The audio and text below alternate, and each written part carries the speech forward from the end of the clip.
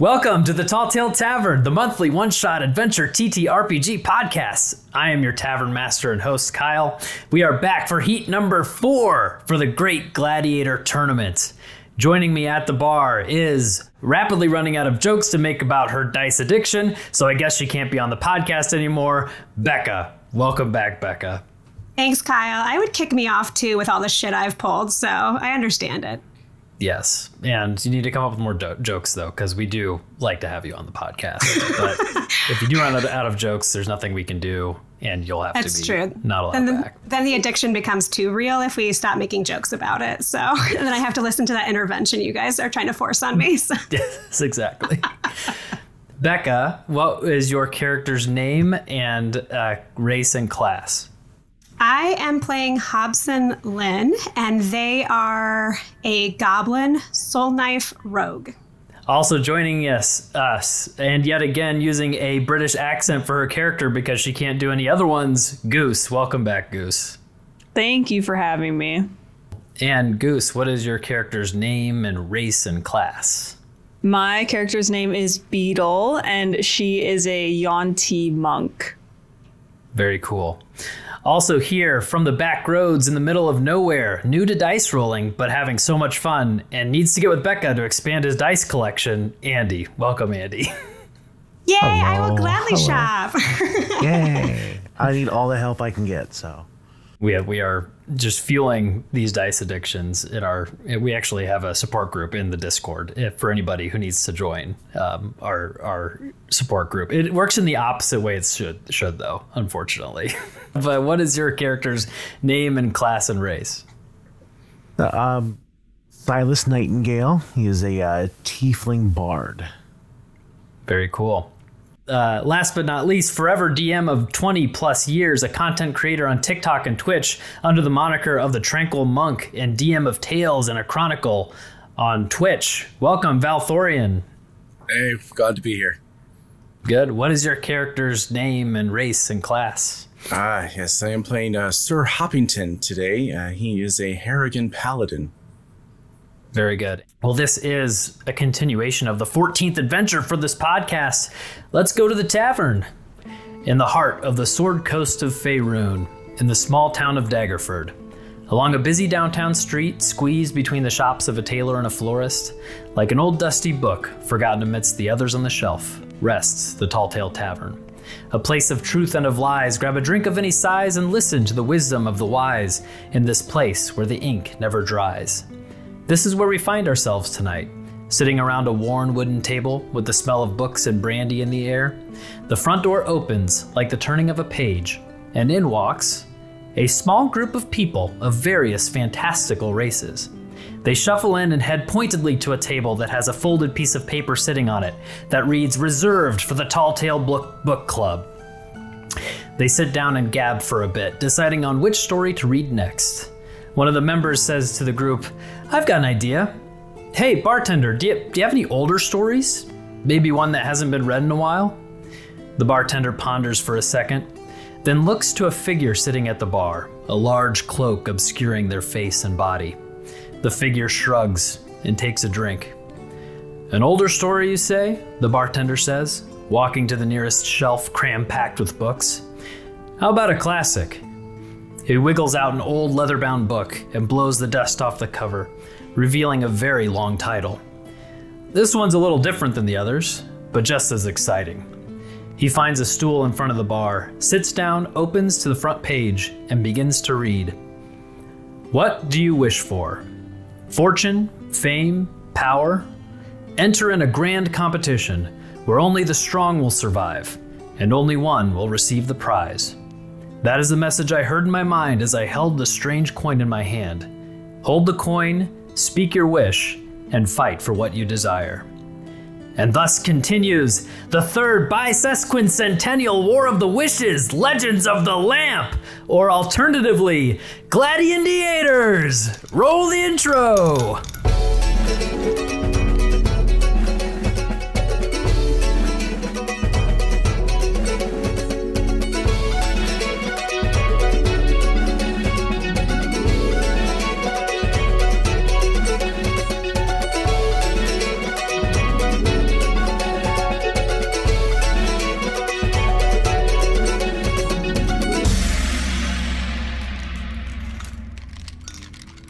Becca, your character inspects this mysterious coin he holds in his hand. A large gold coin with the symbol of a lamp embossed on both sides. He hears the message in his mind to state a wish if he consents to compete. Please describe your character and the thoughts that go through his mind just before he states his wish. Yeah, Hobson is standing at the top of a really fancy, ornate staircase in a wealthy goblin household. They are the upstairs butler in the house, and they are inspecting the work. They got to this rank and are very valued for their work because they are unusually tall for a goblin, about twice the size of a standard goblin, actually. So they're standing there inspecting the work of their team. They're wearing a long buttoned down coat that goes to about their knees and white gloves, waiting to do the literal white glove check after their crew is done dusting. Hobson, on paper, has a really rich life. They get along with their coworkers, they're valued by their employers, but they often feel lonely and kind of incomplete and unfulfilled. And I think even when the household is bustling around them like it is now, they just feel kind of alone. And so Hobson is staring at this coin, and even though they feel this kind of unfulfillment kind of in the background most of the time, I think reading the message of the coin, they feel, starting in their diaphragm, this kind of overwhelming sense of loneliness, and then they commit to the coin. Okay. Goose, please describe your character, and as they hold the coin, what goes through their mind just before they state their wish. Yeah, so Beetle, she has this like short, like bob cut, like light pink hair and this really like almost sickly, like pale, almost green colored skin. And she's in this like ramshackle, like looking room. She's sitting on a bed, and it's like everything she owns is in this room, but it's literally like a backpack and her quarterstaff sort of thing. And I think she's been flipping the coin over in her hand for at least 20 minutes, you know, like just kind of thinking about it, like feeling the weight in her hand. And I think just before she gives into it, she's really just thinking about home and how extremely far away it is from here. Andy, as your character holds the coin, please describe your character and what they are thinking before they state their wish. Well, Silas is, he kind of in like a back room at a tavern as he just got done doing a performance, and because like he had the coin there and then had like, oh well, I gotta go do the performance real quick, so just like kind of shoveled it away for just a little bit. But then when he finished, went off and then went to go take a look at that coin. And he realizes that a lot of people just seem to love him, but no one really seems to like him. So it's just, he's like, wish that, it's just kind of like hoping that maybe, someone out there might actually like him. And Valthorian, please describe your character as they hold this coin and what they're thinking before they state the wish. Sir Hoppington is a short, little round fluff ball of a Harengon. He's stuffed inside some armor for his paladin sect. Bits of him kind of come out in some parts of the seams, doesn't fit quite right. He's here to, as his father had told him, to help the family gain vengeance. But as he stares at the coin, he looks at it, it shines and shimmers almost like a copper carrot. He just can't help but think of just mounds and mounds and mounds and mounds of carrots. Great. As your characters state their wish, suddenly the world turns bright white and your ears are deafened and ringing. As your eyes and ears adjust, you find yourself in the middle of a large coliseum filled to the brim with cheering fans. You look up at the bright blue sky with large purple clouds flowing through the air and a bright sun at its zenith. You look left and right and see 16 total people standing in a line. You glance behind you and you see a 10-foot tall steel construct soldier standing 25 feet away, and 3 other soldiers standing in line with him. You hear a distant cannon firing beyond the Colosseum, and soon, cresting over the top of the structure, a large cannonball trailing purple smoke dives straight into the middle of the arena and explodes with purple smoke that quickly dissipates, revealing a humanoid figure with purple skin, short dark hair, a gold leaf crown adorning his brow, and a white cape that appears pinned to his shirtless shoulders. He holds his arms outwards and strides forward in his white trousers, and the crowd erupts with applause. He begins to speak with a voice that shakes the arena. Welcome to the 3rd Bi-Sesquincentennial War of the Wishes Legends of the Lamp! The game is simple. Survive and win a wish. Lose and die. Gladiators, look to your left and right. Who will be the lone survivor? Who will win the wish? Make no mistake, these people are not your friends. There can be only one survivor. He turns to address the crowd again. Now, don't you think 16 is a little too many to start with? Shall we thin the herd? And you hear the crowd start to chant, Gauntlet, Gauntlet, Gauntlet. That's right, let's send them through the gauntlet! Ah! Those who make it out will move on to round 2. Take a deep breath in, gladiators, because this is the last moment of rest you will get until the winner is crowned. My name is Aris, and this is your chance of a lifetime. His legs become a swirling mist of purple, and he flies upward to a skybox and sits on a throne. You look out across the arena, and walls start to shoot up from the ground, cascading toward you like a wave of metal, and soon the walls surround you. You 4 find yourselves standing side by side in a 20-foot wide hallway that extends far ahead into the rest of the gauntlet. 30 feet in front of you, a large metal door closes from the sides. In the middle of the door, there appears to be a small panel with tiles on it. Behind you, you hear a noise, and you see the metal construct soldier begin to transform. The sheets of metal that make up his body slide and move on top of each other, creating a new form. He goes down on all fours, his hands and feet turn to hooves, large horns extend forward from his head, and what was once a soldier is now a large 10-foot tall, 10-foot wide bull made of steel. This Gorgon scuffs his hoof on the floor, breathes out a puff of green smoke, and charges. And everyone roll for initiative! Hobson got an 11, a gentleman's 11. Okay. Beetle got a 22. Silas got a 4. A 4? Ooh. And Sir Hoppington got a 7. All right. Beetle, you are up first. Behind you, this Gorgon is scuffing his feet, looking that he's about to charge. And he is 25 feet away from you. Okay. In front of you is the door that closed 30 feet ahead. You can get there in 25 feet. And there's a panel on that door. Okay. Kind of in the middle. By What would you panel, like do you to mean, do? like, what do you mean by a panel? There's like a, it's like the door closed, and there's like something that you can interact with on the door.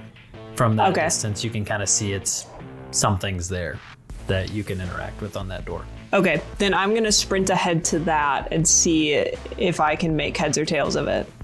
Okay. As you get closer to it, you can see that it is a puzzle. It is a slide tile puzzle. It looks like if you move the tiles around to create a picture, then if you solved it, then you could solve the puzzle. To do that, you could make an investigation check to see if you could solve the puzzle. My investigation is very bad, but so I'm assuming out of my actions, it would either be interact with the door or try to attack and you know what? I'm just gonna try. I'm at the door already. I'll roll my investigation. That was a natural 1 and a +0, so that's a 1. Oh no! You mix it up real good, and you feel like you just have it. You step back, and it is just a big mess. Love Huge it. mess. Okay. She thinks she did really well, though. She thinks good. she can see it just coming together. Well, as she looks at it and feels like it's solved, unfortunately, nothing happens. Love it. And that's all. That'll be my turn. Okay. The Gorgon gets a turn, and it looks ahead to the 3 of you, and I'm going to roll for which one it's going to charge at, and that is going to be a 3, which is Andy. Oof. Fantastic. Silas, this Gorgon charges ahead at you and is going to try and do a goring attack, and it is going to roll a 25 to hit. Yeah, that hits. And that will be 17 points of piercing damage that you take as this huge Gorgon rips its horn into you. And now you need to make a strength saving throw. That would be a nat 1 for a 7. Oh no. Hold on. I'm sorry. It's just a 7. My bad. Unfortunately, not you needed that a one. It was a 7 to pass that one. Close. The Gorgon hits you, and you fail your strength saving throw, and you are knocked prone. And with its trampling charge ability, it now has the ability to make a hoof attack at you because it landed that trampling charge. And it rolled a 15 to hit. That hits. Oh no. That is going to be 9 points of bludgeoning damage as it stomps on your body. Okay. Just a bruise, I'm sure. Okay. Fine. And that is its turn. Hobson, you are up, and in front of you, directly in front of you, is this huge Gorgon. Is Huge it? metal bowl. Is it in melee, like where I would take an opportunity attack if I scuttled? Correct. Okay, well then I will just, Hobson reaches their hand out, kind of flicks it out, not grabbing any weapon, but a psionic dagger shoots out of their right hand. Hopefully hits this thing. That would be 15 to hit. 15 does not hit. Glances off Oh the no. armor. Well, that's okay though, because then they kind of rip open the buttons of their very long coat and they make a second attack. Good. It's got 2 goblins in a trench coat. yeah. So for anyone who's not watching video, hi, this is Brooke. I'm going to also make a psionic blade attack from the bottom of the trench coat. Great. Oh, that's good. That's a 22. A 22 will hit. But Roll some I believe damage. you don't not get sneak attack. It's on the combat attack. it's in combat with someone within 5 feet of you. That's what Okay. Yeah, does that give All you? right. Does that give That wait? gives Does that me- give you a sneak attack or It gives me sneak attack, I believe. That's 11. 11 points of damage? 11 psionic, yeah. Psionic damage. Or magical piercing as well. Anything else for your collective turn? No, the 2 goblins in a trench coat can't do anything else. So Okay, great. we stand there. Okay, awesome. And they are for the listeners, they are operating off of 1 player character sheet right now, currently. So Yes. We're not cheating. We are currently in a little battle stack in 1 player sheet. and that brings us to Sir Hoppington. All right. Well, Sir Hoppington here is gonna look around the situation, see the door at the end. There's a fellow combatant on the ground. Only 1 person can stand. Still gonna help out. And I'm gonna cast Cure Wounds at level 1 on the fellow that is on the ground. I can't remember your character's name, I'm sorry. Silas. Silas. So he's gonna reach down and touch you with his holy symbol, and you're gonna heal for 6 hit points. kind of look at the symbol and just goes, sorry, sometimes it doesn't work out quite right. And then gonna see the panel at the end, and I'm gonna use my class feature here. I think it's called Rabbit Hop or something of that nature. And I will leap 15 feet away without provoking an opportunity attack as his armor clinks nice. as he lands. And then I'll dash over to the panel, look at the panel, look at the other person, look at the panel, and go, all right, well, what do we do now? Okay. And that is my turn. Okay, great. And Silas, you are up. And I'm still prone. Yep, so you are prone. You'll have to use half of your movement speed to stand up. All right, I can do that. The contract is still there, correct? Just like right on me. Or? Yes, right on. Was literally on top of you as it was squishing you, but it is, within 5 feet of you now. Well, the crossbow's not going to work. All right, cool. So I will then just get my rapier and just kind of just do an attack with that. Oh, that was a nat 20. Nice. Okay. Nice. Great. That's for 10 damage. Okay. You score critical hit on this Gorgon and slash at it with your rapier, and you scratch it. Anything else for your turn? Do you have a bonus action that you would like to do? Just kind of as a thank you, I will do a bardic inspiration for Sir Hoppington.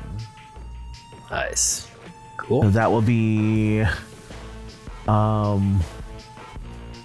for 10 minutes you get 1d8 for a ability check, attack roll, or saving throw. Forming bonds, helping each other. An interesting way to go through this. So we'll see how this pans out. This is interesting. Great. And that's your bonus action. Yep, anything on your turn, you could leave the Gorgon's range if you wanted to. It would be able to make an opportunity attack on you if you wanted to get out of its range. I will risk it. So yes, I will try to move back 15 feet away. All right. As you move out, it does swipe at you. Oh, it was so close to rolling a 4, but it rolled a natural 18, which is a 26 to hit. Yeah, that definitely You try to get away, and that horn catches you in the back for 11 points of piercing damage. Okay. All right, cool. But you are grateful for that heal. And you are 15 feet away. We're at the bottom of the initiative. The wall where the Gorgon was behind, or standing in front of, the wall becomes crashing down as something rips through it and jumps into the hallway. A second Gorgon, 10 foot large, has entered the initiative, is 25 feet away from Hobson. We're at the top. Beetle, you are up. Well, she's still looking at the little panel and thinking she did such a good job. So then, sorry, the second Gorgon came from behind where the other one was? Yes. So now there's one in front of Hobson, and there's one 25 feet away from Hobson. Okay. Everybody else is kind of behind Hobson, closer to the door. Okay. Well, I think the problem, if she tried to do the panel again, it would just be a disaster. So I think she will go back to the bull that's over Silas, I think, or did Silas get up? The one that's over the closer one. Silas was able to get up and move. Hobson, the two goblins in the trench coat, are yes, right that one. Okay, yeah, I'll go over to that one and just try to punch it, I guess. Yeah, I'll unarmed strike this metal contraption. Okay. It's almost really good. It's only an 8. An 8 does not hit. Yes. I'm sorry. But I do have, I think, if after you take an attack action on your turn, you can spend 1 key point to make 2 unarmed attack strikes, I think. Yeah, so you have so you even have if I 2 don't attacks. hit. Okay.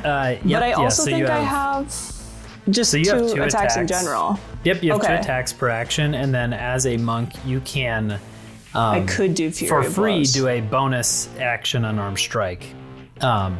If you use Flurry of Blows, that gets you an extra one. So you, by default, have 3 unarmed strikes you can make. If you spend a key point, you get a 4th. More, okay.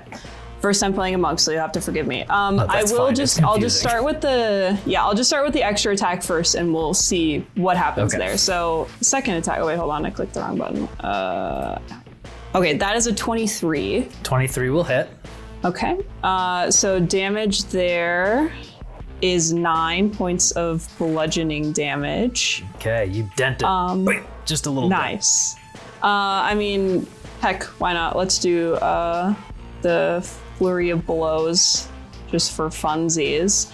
Okay, so then that is another. Oh my goodness gracious, that's a 10. 10 does not hit. Does not unfortunately. hit. Okay. Boom, And like, it's hurt your just hand a little 2 unarmed strikes, so I get to roll again bit. Yeah. Yep, for Flurry of Blows. Okay. That's a 16. 16, boom, does not hit. Okay. That kind of sucks, I guess. And so that was your, bonus action was the Flurry of Blows. Yeah. That you- So I will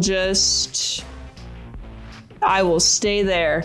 I think that's because I probably have 5 feet of movement left. Because it's 25 feet away from the door or so. Mm-hmm. Yeah, I'll just stay there. We'll see what happens. What could go wrong? Okay. The Gorgon's gonna roll as it looks at Hobson and now you in front of it, and see which one's gonna attack. And that is gonna be you, Goose, Beetle. So Beetle is going to attack you. She can take it. It's fine. And he is going to back up 20 feet before doing so. So he's going to back up out of both of your ranges. You will both be able to make an opportunity attack on him as he is going to back up to try and charge it into you. Okay. I got a lovely 9 to hit. Does that hit, Kyle? Will not hit. What? I got a 15. That doesn't hit, right? 15 does not hit. So it backs up 20 feet and then rushes towards you and tries to hit you with a goring attack. That is a 17 to hit. Yeah, that hits. And that will be 15 points of piercing damage. And you need to make a strength saving throw.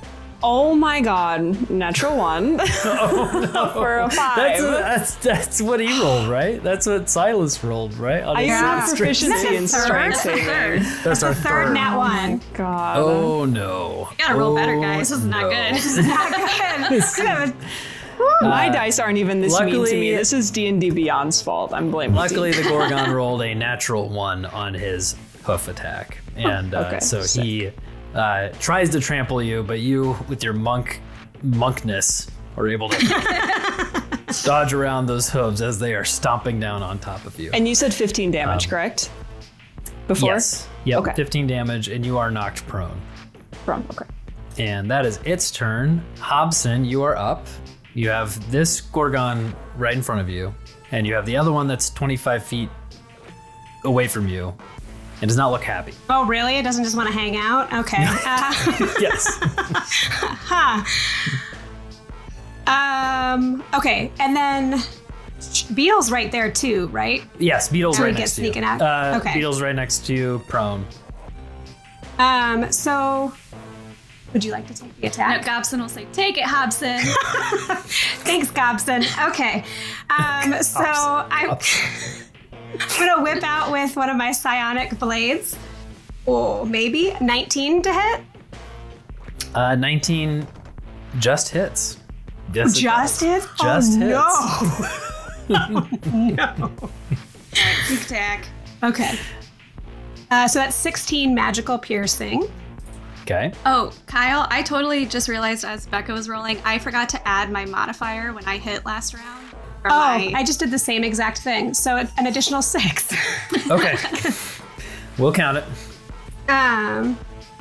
Cool. And then Yeah, I think we should disengage. We're going to disengage. Okay, good. Let's see. So the other one's 25 feet away. Yeah, behind it. So like it's yeah, so behind so you're facing the Gorgon. Behind you is the door that has the panel on it.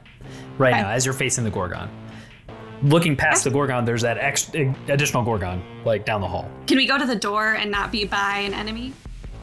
Yeah. Yeah, because they're on the other side. So if you because you have disengage as a bonus action. Bonus action. Right. Yeah, so we'll disengage and then run towards the door. I guess I don't. Gobson does. Yeah, Hobson does right nothing. now. Because Hobson just stands and looks pretty. Yes, I have the legs. And you have just one attack per action. Okay, so you make it to the panel. And in order to interact with the slide puzzle, it would have to take an action to do so. Makes sense. So you are standing there. Anything else for your turns? Nope. Yep. Okay. Good. Beetle, you are prone, which is a bad thing for a Gorgon that's charging at you. Because he will... I mean, she's having a great time, but sure. Because he will be rolling advantage on this scoring attack on you. Sick. As you will have 2 Gorgons. 15 to hit? That hits. Oh, cool. I don't have a high AC, unfortunately. Okay. Sometimes monks can have high AC, I feel like. But, okay, so it does hit you for 20 points of piercing damage. Okay. And if the target is prone, the Gorgon can make one attack with its hooves against it as a bonus action. And so you have no strength saving throw to make, so it's going to try and hit you with its hooves. And it hit for a natural 20. You don't even have to roll. I'm at 3 HP. I'm going to roll some crit damage on you as this second Gorgon is going to stomp on you for 24 points of bludgeoning damage. Sick. And she's out. Is she dead? I don't know how that works. Well, you're down right now, and you guys are seemingly maybe playing like you're going to help each other. So I'm going to have you stay there right now, and see what you do with death saving throws and whatnot. But there are 2 Gorgons on your body right now. That's its turn. Sir Hoppington, you are up. Well, Sir Hoppington sees this menage, 2 goblins in a trench coat approaching over near the thing, just kind of looks and all right, and then hears this other Gorgon take down another one of the combatants, and I'm gonna roll to see what he does. Looks back to the panel. All right, well, we gotta get out of here, and I'm gonna try to solve it. I'll use the inspiration. Was it D8, right? You can roll to see if it's a success first before you decide if you want to use the inspiration. I think the rules. I think you can roll first. You can roll and then you can say, "Oh, I think that's gonna work," or "I don't know if it's gonna work." I feel like that's all right. Right? Let's do it. Let me look up the rules real quick. Yeah, I think you're before right. I tell you. Before knowing the outcome. Okay. Yeah, I'll risk it for the biscuit. That's a 19 investigation. Do you want to roll your bardic inspiration on top of that? That's DM to do it. No, I'm just asking. Because we just said. I will. No, I will. Because, it makes it I rolled a 6, so a total 25. Okay.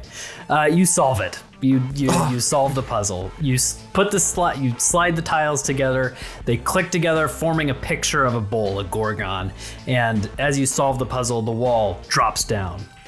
10 feet in front of you, there is a 20-foot long pit that spans the width of this hallway. Down in the pit, looks to be about 15 feet down with spikes at the bottom. In the middle of the pit, there is a rope hanging in the middle about 10 feet. Let's talk about jump rules in 5e. The long jump, basically you can jump as far as your strength score. That would be a free movement for you to do. In order to get halfway, you need a strength score of 10 to get to that rope to swing across to the other side. So a strength score of 16 would be enough to go for the 15? So the strength score of 16 would get you 16 feet with a long jump. And the pit's 15? So the pit is 15 feet deep. It's 20 foot 20 long. feet wide. Yeah. And what's beyond? So beyond the pit, is there like a ledge or something? Hallway. The hallway continues and turns to the right. So, like, Kyle, say hypothetically someone had a strength score of 8 for a -1. So, like, what would be like some options? So what you can do is you can roll an acrobatics, not acrobatics, athletics, because we're jumping. And if you score a 10, you can get to the rope. Okay. If you score a 20, you could. Well, no. If your score. What if I did an elaborate flip? Could that be an acrobatics to the like a tumble, like an over? Yeah. The other? And it was like extra flair-tastic because it's 2 goblins doing it. You've had a lot of practice. Yeah. I like the thinking, but no. Cirque du Soleil, the thing on the rope. Yeah. So Sir Hoppington, you've used your action to Yes. dump this down. You still have your movement. And I have a bonus action, which I'm gonna look at the team, look back, and just hope. All right, I'm just trust me. And I will Misty Step to the ledge on the other side. Okay, cool. And so you Misty Step on the other side and land firmly on the other side of this pit. Anything else for your turn? Yeah, I'm just gonna turn back and then start preparing some helping spells. Okay. Silas, you are up, and you are, so you are currently 5, 10, 15, you're 20 feet away from the pit. So you say that with a strength score of 10, you can make it to the rope and then try to swing across? Yes. Is that right? And how much, your movement speed is? Is 30 feet. So you would be able to run and jump, because your strength score is 10. You would be able to run and jump and grab onto the rope. I will do that.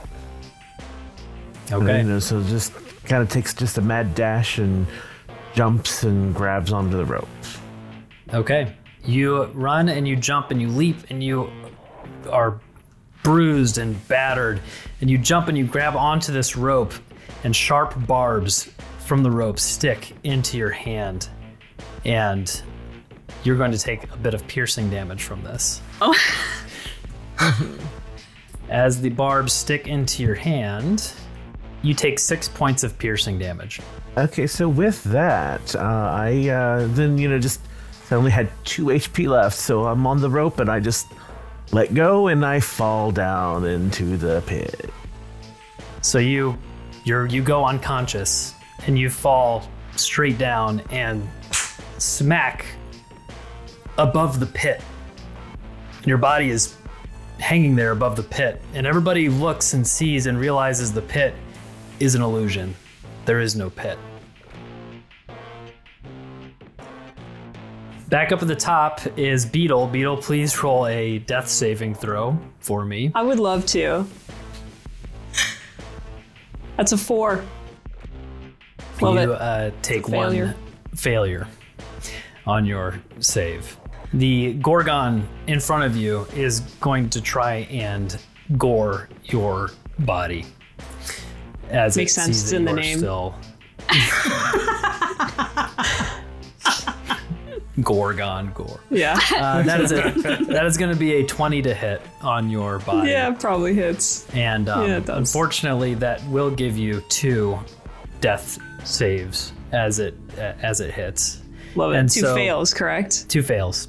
Yeah. And so, Beetle, as your life force leaves your body, what are the last thoughts that Beetle has as she dies? I think she's still just thinking about home. I think, funny enough, it was just so, it was all just such a whiplash of coming into this new arena. She was still just thinking about home. That moment hadn't really passed that far. And I think as she's her soul is leaving her body, I think she just kind of smells her mom's cooking or something akin to that. And then, she is gored to death by the Gorgon. And she is gone. Pour one out for Beetle. Yeah. Yeah. Rip Beetle. She missed everything she tried to hit. Bless her. I loved If only her so someone much. had. She dented it once. She put a That's dent in true. there. You're right. She did. That Gorgon's got a small dent in it. Hobson, you are up. You are kind of 10 foot away from this pit, and you see Silas's body on the ground, and you realize that this is not a pit, that this is an illusion. But there are no more actual enemies out here, right? No, there's 2 Gorgons. Oh, the but 2 I mean Gorgons out are by here. Yeah, so the only enemies you see are the 2 Gorgons. One that is just gored poor Beetle's body to bits, and the other one who is looking forward now that that body is obliterated. You know. What is on the other side? Like, so I know the pit is fake, but what do we see like past it? Like, is it you see another Sir wall? Hoppington standing on the other end of the pit, and he's like looking down, like what, like figuring out this is not a pit. But yeah, the hallway goes and ends in a wall and turns right. Oh, so there's like more stuff. Like we just gotta Should we run. just book it? Should we just dash? Yeah, dash. So with our movement, dash, and bonus, I guess we'll just move, like book it 90 feet. So it's just us scuttling. 90 feet? You get 90 feet of movement? How? Yeah, Because you have three. 45. Do you have 45 like general? No, because we have 30 movement. Did I do the math wrong? So action, bonus action, and movement would be 90. Because we can bonus action dash as a rogue, so that's 3 Oh, movements. yeah. Nice. Yes, and we just cool. look terrified. This is not something we are used to. What is the 2 goblins on top of each other? What does it look like as you're like as you're running? What does a dash look like for you two? So Hobson is on top and Gobson's on the bottom. And Gobson, we do this all the time. Like we literally live like this. So they're just like grabbing onto Hobson with their arms as they just like furiously dash. Good. So it looks very ridiculous though, because it's like normal goblin length legs that are doing all of the movement, and then so much torso. so Get that little lean of like it's too high. yeah. Okay. So you're able to go and you turn the corner and kind of look down the next hallway, and you see a hallway that is pretty much blank. There is a pit in the middle, looks similar to the other pit, about 5 feet across. From your distance, you can't really tell what's like at the bottom of it yet, but you can see there's like a pit 3/4 the way through this hallway. Anything else for your turn? Oh. Do we reach the pit at all? Like You how can't far away reach is the it? pit. You can. It was pretty far, and Okay. even with your 90 movement speed. Okay. Well, that's it, I think. Yeah, that's all we can do. So the other Gorgon looks and charges up to the pit, but skids and stops and like is not processing that this is not a pit. Sees Silas's body there, but just can't make heads or tails of it. Does not decide to go farther across this pit. And so, Sir Hoppington, you are up. You are looking in front of you in the pit is Silas's unconscious body, and the Gorgon on the other side of it, clearly not wanting to take another step across this pit. Okay, I'm going to run up to the body that's on an illusion, and I'm gonna pick it up. Okay. And see, that will carry my movement if I've moved. So that was in the middle, so that would have been like, what, 15 over, 15 back? I'm going to say 10 feet to the body, 10 feet back. Okay. Would picking him up be considered an action? No, I'll count this as part of, because it'll be like a free grapple, basically. So you can drag his body, but you'll have to use double movement speed. You know, it'll be like difficult terrain to like move another body. Gotcha. So, Yeah, I'll basically but I go won't the make others. you. I won't make you use an action for that. It's like an object interaction almost. It's an object at the moment, yeah. Because I don't want to. I'm trying to get you as much move as I can. So, as I got you and I'm carrying you over, and I get as far as I can with that, I will lay on hands 10 hit points into you. Nice, Silas, you are back. All right, buddy, come on. And I don't think I have anything left for a bonus action. I see the goblins go, "Woo!" you go around the corner. I'm like, we gotta go. Good. Yeah. Fantastic. And so Silas, you are back, and you take a gasp of fresh air. We are out of initiative at this point, and so as you guys kind of recollect and go kind of catch up to Hobson and Gobson, and everyone's kind of together, everybody gets a turn to do something. If you have anything, like if you have a healing spell you want to use on yourself or something, if you wanted to, if you had an ability you wanted to use as a turn before you kind of move on to the next, to the basically the 5-foot pit that you see in front of you. Does anybody have anything they'd like to do for this turn? Throw like a ball bearing or something in the pit just to make sure it's actually a pit. Yeah, we'll have you do that when you get up to the pit. Gotcha. I think as our before. Yeah, I gotcha. As our free action, I want to activate Hobson and Gobson's telepathic link that they get. Oh, cool. As a free one per day, so now we can talk telepathically to each other. Yeah. Silas, do you have anything for a turn you'd like to use right now? I'm gonna cast Cure Wounds on myself. Seems like a good call. I get 11 points. Nice. Yay for that. Good. And then Sir Hoppington, anything for your turn? Yeah, I'm going to go ahead and harness divine power, so we'll touch my holy symbol and regain a level 2 spell slot. Cool. So you all move forward to this pit, and you toss a ball bearing in, and the ball bearing goes into the pit. And you look down and see that this is a 15-foot pit down, and there are spikes at the bottom. The ball bearing kind of rattles around down there. There's some moss on the side of this, on the side of the pit. Looks like fairly climbable, but you look down in the pit, and you can very clearly see that there's no hidden doorway. There's no like doorway or hidden doorway or any like exit at the bottom of this pit. The ball bearing is kind of bouncing around a little bit, and can see that this is a spike pit down there. How so you wide all across? What? 5 How feet. wide? 5. Okay. Okay, I want to throw another ball bearing across to the other side to see if it actually makes it across and like makes connection with solid ground on the other side. Okay. Yep, you throw it and ding, ding, ding, rolls across the floor. And the hallway continues on past the pit, about like 40 feet till the end, and after like 20 feet past the pit, it turns left, and so that ball bearing just rolls to the end. Jump across? Can we remind me again? Is 5 feet like an easier jump for all of us, or get you rope can out basically just like hop. standing hop over it. Yeah. Okay. Yeah. You're gonna totally get eaten by like a shark that jumps out, or one of those piranha flowers, but fuck it, we jump across. You jump across and you die. No, you don't. You land. Darn it! You land on the other side. Nothing All happens. right. Success. Should we wait for our companions? Yeah, we kind of just turn and look at the other two and just shrug, like, "Mom." Come on over. Yeah, I'll just give it a little hop over and just kind of look down and can I do an investigation check in the pit? Just to, as we're about to leave it, just to like make sure there's nothing. Yeah, go ahead. That's a 13. 13.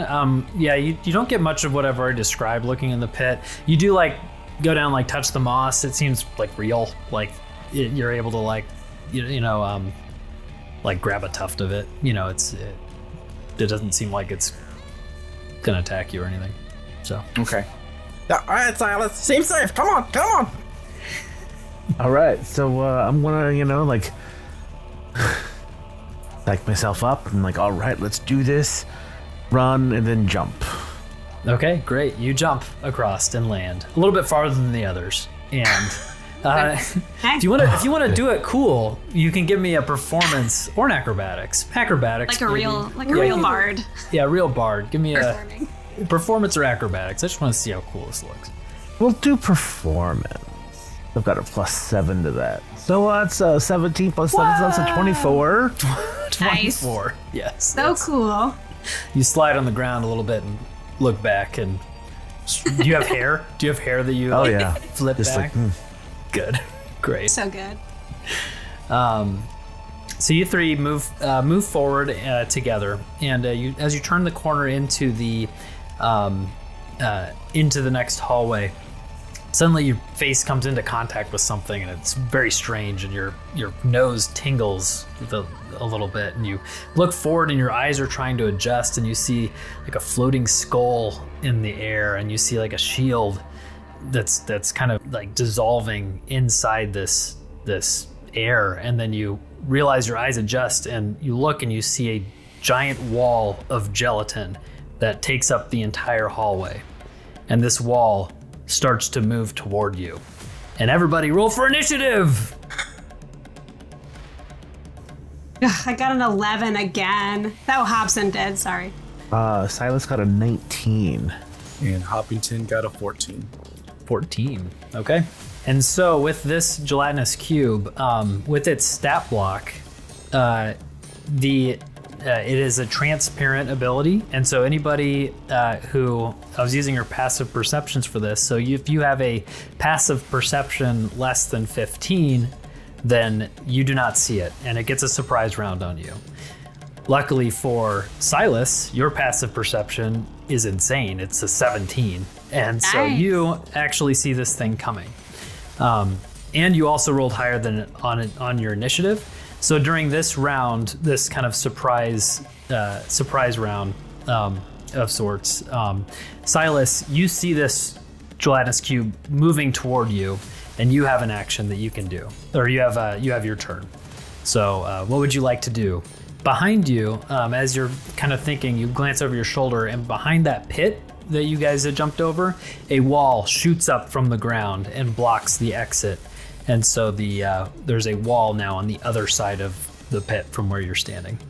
Gotcha. All right, cool. All right. Well, I'm gonna like turn around and like, you guys seeing this? And so no. Okay, awesome. I'm gonna cast Thunderwave. Okay, cool. Does a 12 hit? A 12 hits. Go ahead and roll your damage, and then I think it has to make a save. It has to make a con saving throw of 15. Ooh, it rolled 15, and so it does save on the con saving throw. It's like slapping a Jello mold. Is that what You just see like... Yeah, but it does take half damage. Okay, roll that damage. 9, so 4. 4 points of thunder damage? Yes. Cool. Yep, and you see that Jello just reverberate as you cast Thunderwave. You anything for bonus action or for movement? Yeah, for a bonus action, I will do another Bardic Inspiration, but I will give it to I forget Becca's character's name. Hobson and Gobson. Hobson and Gobson. I'm gonna write that down. Choose which We one take you're it gonna give it to. collectively. Yeah.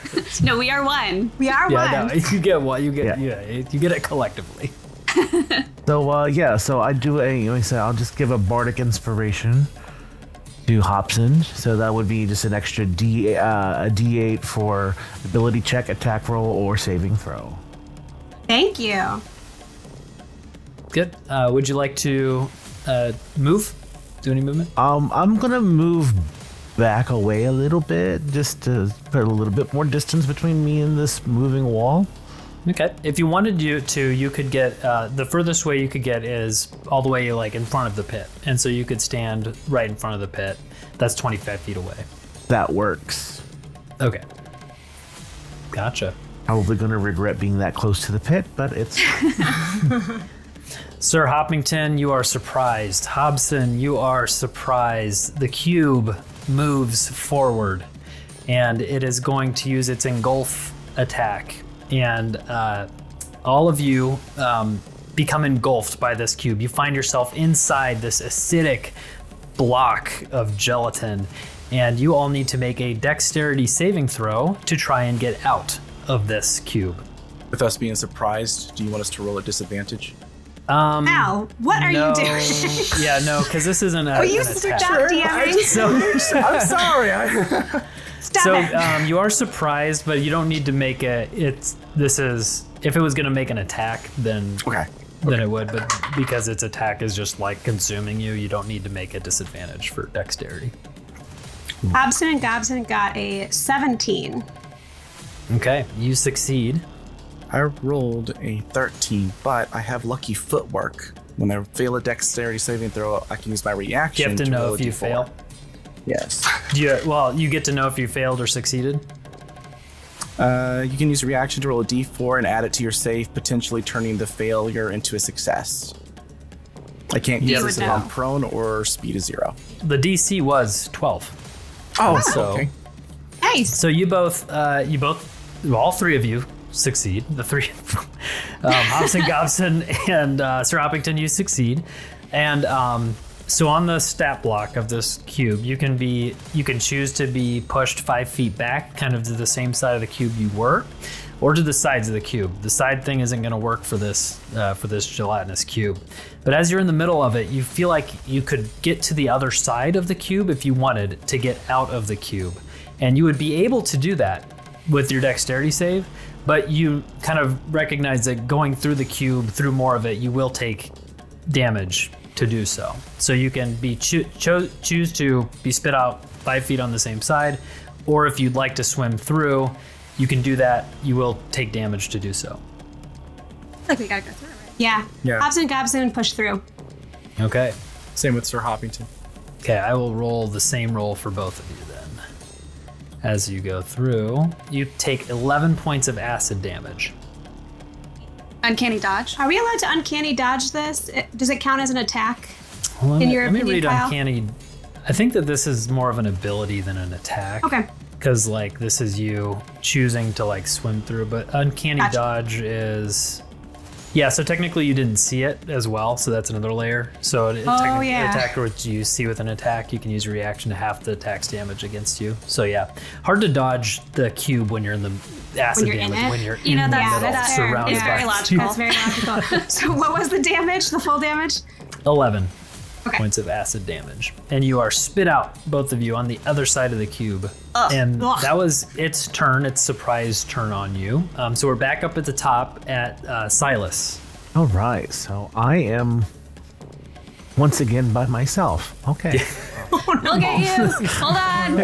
Everyone left no. me. It's fine. It's fine. You know, I'm just gonna I'm gonna get out my loot, but my loot, you know, I turn it over and it's dual actions, my loot and crossbow. Cool. Yeah. So That's awesome. so you know, I'm just gonna go ahead and just basically with crossbow, just kind of just shoot at it, because I assume that I am, you know, ranged. Yes, you are. Yep, you are able to hit it. So how does a nat 1 plus 5 a 6? Does that seem to hit? You know what? The AC on this thing is 6, and I'm going to let you hit this giant wall on a natural 1. So you cannot actually miss on this thing. And Wow. so you shoot this wall, and you are able to hit the wall. Oh, fan freaking That's the tastic. fourth nat one. Yeah. Yeah, that's pretty Just bad. player, not one. Yeah. Go ahead and roll your damage. 8 piercing. Okay. 8 piercing damage. The crossbow bolt sinks into the cube. Does the loot make a noise as you shoot it? Does it like do like a strum as you shoot this loot crossbow thing? Yeah, it does this perfect D flat major like chord as it does it. Very pretty. Yeah. I like that. Excellent choice. Yeah. It's my favorite chord, That actually. is, yeah, it's a good chord. Like, Anything else for your turn? That was your action to attack. With yeah, it. so I got Any bonus action? can I give healing to either Sir Hoppington or Hobson Gobson? You could. Yeah, But- you could. We're at 27 out of 38. I don't know who looks worse. I'm all right. All right, so yeah, I'll just cast Healing Word for a first level on Hobson and Gobson. So that is 1, so 5 points Awesome. of healing, and that will be my turn. Okay. Next, Sir Hoppington.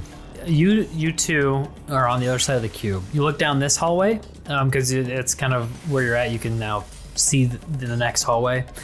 You see a stand in the middle of this hallway with a potion on it that seems to contain some golden liquid, and it's fairly far away from you. Directly kind of in front of you is the giant gelatinous cube that you popped out of. All right. And about how far away is the golden liquid? 35 feet away from you. Yeah, so I will move my max distance, 30 feet, get about 5 feet away from this golden liquid. And if I were to try to intimidate and taunt the cube to come towards me, Oh, yeah. would that be an action, free action, bonus action? So that would be a roll. So for all this, we're basically doing like those checks as actions, Okay. and so that would be an intimidation roll as your action to try to intimidate it to come that way instead of the other way. Am I close enough to the bottle to inspect the bottle? Yeah, and so you are, as you walk up to it, you see that this bottle containing golden liquid, you recognize it as a potion of advantage. And if you were to drink it, it would, for the rest of the tournament, give you the ability to invoke an advantage on anything. And it's basically a DM's inspiration. And so if you were to drink it, you would get that advantage to hold on to as a one-time use thing for the rest of it. Around the bottle, you see a swirling purple magic effect. Okay. I'm gonna stick with my original plan. I'm gonna look at Hobson. I don't know the other person, or Gobson, right? It's Gobson. I don't know Hobson. Yeah. I'm gonna look at Gobson and go, you might want to come this way. And then I'm gonna, what do I have I can throw at this thing? Let's see here. What's in my inventory I don't give a crap about? I'm gonna take my bedroll. I'm gonna take it out and I'm gonna just chuck it at the gelatinous cube and just go, hey, Flummy, over here! And try to get him to come my direction. Yeah, I think that would be an intimidation, or let's see, what's a good roll? What's a good roll for that? Performance. Persuasion? Or Deception? ooh, Or no, persuasion. Let's what's out of Yeah, give me all these charisma ones. I I'm like gonna that. give you, well, yeah. So persuasion. Let's go with persuasion on this. Persuasion. Yeah. See if we can persuade it to Okay, get it that is a to kind of do a goading attack almost. A goading. that is a composite 20. Composite 20. I'm going to roll something that it literally cannot roll a 20 on, and it rolled a 1. And so it is going to hear that, and you see it slow, and maybe the mass kind of like shifts a little bit, and you feel like maybe it's going to head the other way. Hobson, or anything else for your turn, Hoppington? No, other than just kind of like preparing for this thing to start coming towards us. Okay. Or this direction. Hobson, you see this cube. It was moving away. Now it seemingly may be moving toward you. Are we still in melee? Yes, you're right. Right in melee with it. Okay. But, You've seen Silas move away from it without it doing any sort of attack when he did so. Oh, So- okay. Yeah, so Hobson is going to whip out a psionic dagger and rolled a freaking nat 1. What is up with this? Wait, but we hit though. What's because, his modifier? It's AC 6, right? Right? Plus 6, so that's Oh, a 7. okay, there, that's a 7. You're gonna hit it. You're fine. You can hit it. Sweet goodness. Thank goodness. My God. No one else is within melee, though, right? Silas, where were you? Did you move up? He backed off, right? I'm back. I'm actually on the other side Okay. of the cube from where you guys are. So Yeah, he's on the other side. So that's 7 magical damage from that. You like to do legs. Okay. But is there like more maze on the other side? Like, I forget if you said there was somewhere else we can go. Yeah, so on here? your side of the cube, you look down the hallway and see Sir Hoppington standing next to this pedestal with a potion on it. That golden potion. That was only 30 feet away, so we don't need... Yeah. Okay. I'm gonna yell, Silas, you gotta jump over it or something! And then I'm gonna dagger it again, hopefully. Well, I guess I automatically do, no matter what I roll. I rolled an 18. see if you crit, but yeah, you're good. Yeah. That's I got a 4 on the D4, so that's 7 damage. Points. All right. Yep, psionic, and then I will move toward Sir Hoppington 30 feet. Okay, you're basically standing next to him at this pedestal with the potion on it. It is the cube's turn, and it is going to move after you all, and it can move 20 feet because that's its movement speed, and then it can use its engulf ability, which it moves up to its movement speed to get to you and try to engulf you, and it actually does not reach you with that, so it's just going to dash technically to get up to you, and now the wall is right in front of both of you. And so that was its turn, using a dash action to this wall that was moving very slowly suddenly and just moves quickly through this hall directly in front of you two. Taunted it too well, Hoppington. That is its turn. Silas, you are up. So how tall is this cube? It's 20 feet, and now it's out of you can't even see where it's at because this hallway turned, and it moved very quickly out of your view. Okay, so at that point, I'm just gonna... Okay, because I'm guessing it's more than 30 feet, even like for where the turn of the hallway is. Is it more than 30 feet away from me? So to get to the turn of the hallway, you would move... it's 25 feet to the turn of the hallway.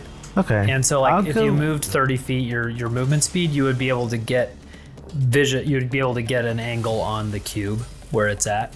So you would, if you move 30 feet, get an angle on it where you could see it. I'll do that. I'll go 30 feet, kind of go down the hallway, turn, and that way I can still see it. And I'm just going to continue to hit it with my crossbow. Okay. Go ahead. That's an 8 to hit. That hits. 7 piercing. Okay. Another crossbow bolt lodges into it. Anything for your bonus action? No, I think that's it. Next is Sir Hoppington. So behind, as you are looking at the potion, and with the magical effects swirling around it, you feel the presence of this cube slurp up to you, and it's now you are in between both of these things. Okay. Well, with Gobson here, I'm going to look at Gobson and all right, you deal with this. Pointing to the potion. This cube is transparent, correct? Yes. So I can technically see to the other side. Yeah, you can see through it. I'm gonna Misty Step past it. Okay. Cool.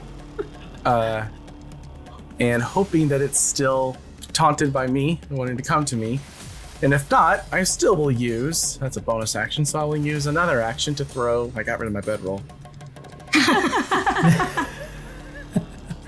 I will throw my mess kit. Okay. Okay. You just runs me through with, Great. and I look and notice Silas and go, uh-oh. And just find a way past.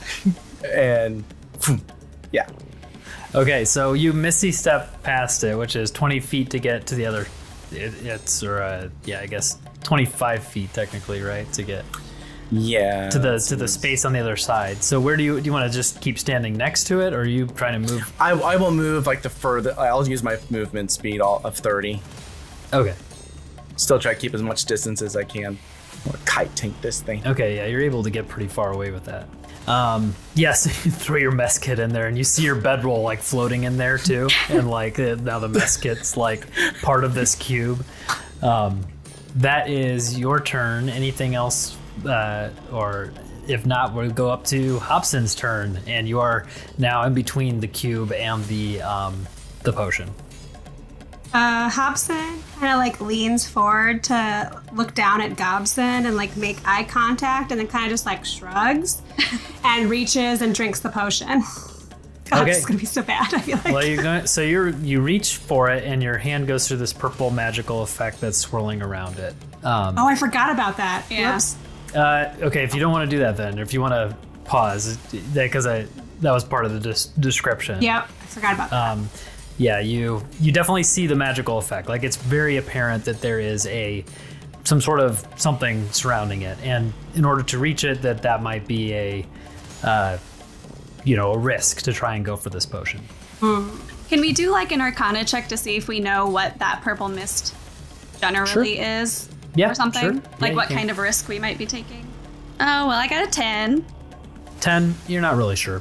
And that will be just to try to get more information is okay without an action. I take my rapier out that I never use, and it looks like kind of rusty and dusty actually because I never actually use it. And I'm going to poke the bottle and try to poke it off of the thing. So you try and you realize that there's nothing that's going to be able to get through this barrier. It's like there's no it seems pretty solid. It feels like the only way you're going to get this potion is to reach in and grab it. Let's go for it. Potion? Yep. Or the hallway. All right. Hobson reaches in and grabs the potion. Okay. You reach your hand in, and I need you to make a wisdom saving throw. Because don't forget we have our... Yes, and we have Bardic, and we have the Psionic. Right, so we got a good shot. Initially, it's a 15, and then if we get to know if it fails, and then we can add one of our Psionic energy dice if need be. A 15 is going to fail. All right, D8. Would a 19 pass? A 19 does pass. As you reach through your hand through, what is your character's worst fear? What's something that they fear above anything? Hobson's is Gobson dying. Not being together. Yeah, not being together. You feel that image flash in your brain of you being separated and murdered, but you're able to shake it off and understand this is just an effect and grab the bottle. Oh.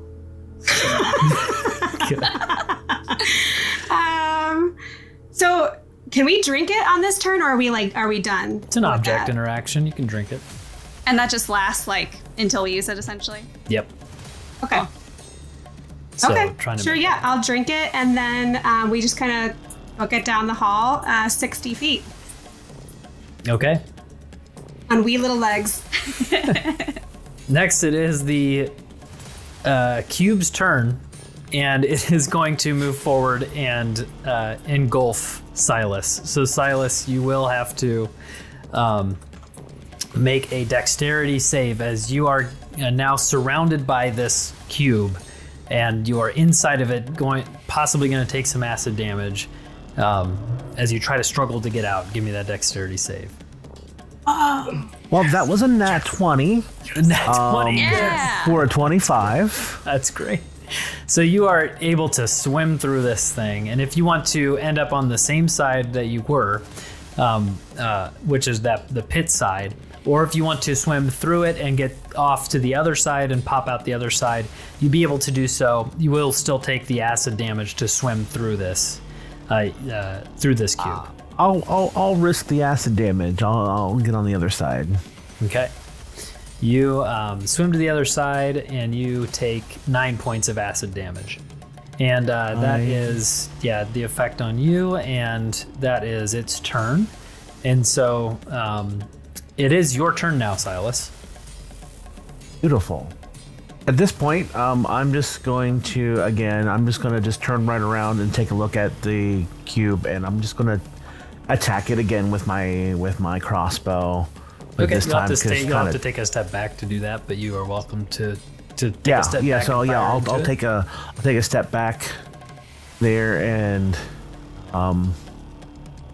Back it with that. So that would be a 21 to hit.